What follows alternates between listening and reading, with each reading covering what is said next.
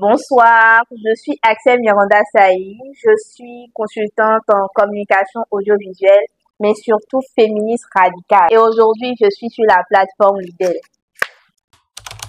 Axel, avant le féminisme, j'étais perdue dans des questions qui ne trouvaient pas réponse. J'ai plusieurs fois manifesté le besoin de comprendre en fait certaines situations que vivaient exclusivement les femmes.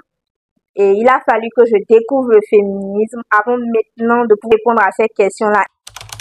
Le féminisme en ligne, c'est donner son avis féministe sur des situations clés ou sur des situations d'actualité. Oh oui, militer en ligne, c'est s'exposer à tout, que ce soit le cyberharcèlement en ligne ou le IRL, ce que je veux dire in real life. C'est être exposé à des insultes, à des moqueries, à des stéréotypes, à des clichés qui parfois malheureusement ont un réel impact dans votre vie de tous les jours. Vous pouvez le savoir, l'homme reste toujours là. Oui, bien sûr. On va dire que l'homme, les femmes n'ont pas le droit de porter pantalon. Au 21e siècle.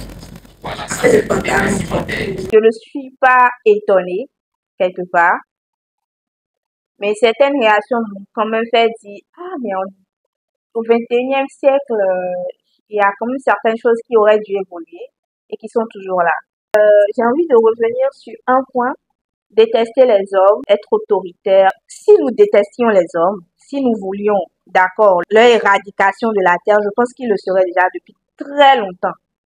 Et qu'on ne me demande pas en fait d'être gentil avec des acteurs du patriarcat.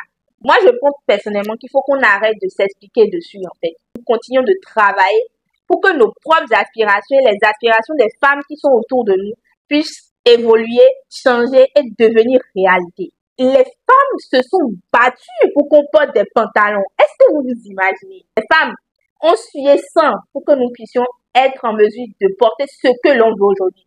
Il y a beaucoup de propos qui sont revenus dans la vidéo qui attestent du sexisme de la société.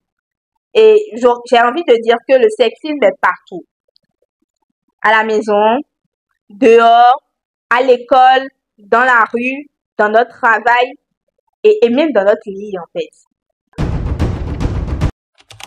De quelle réalité africaine parlons-nous en fait? Celle où nous sommes obligés encore d'imposer aux femmes l'excision, c'est de cette réalité-là qu'on nous parle. On nous parle du mariage forcé, c'est de cette réalité africaine-là que vous vouliez. Je reviens en fait sur l'expression réalité africaine. Je pense que si nous étions déconnectés des réalités africaines, nous n'hésiterions pas. La Gambie actuellement est en train de vouloir révoquer l'interdiction de l'excision. Est-ce que vous vous en rendez compte?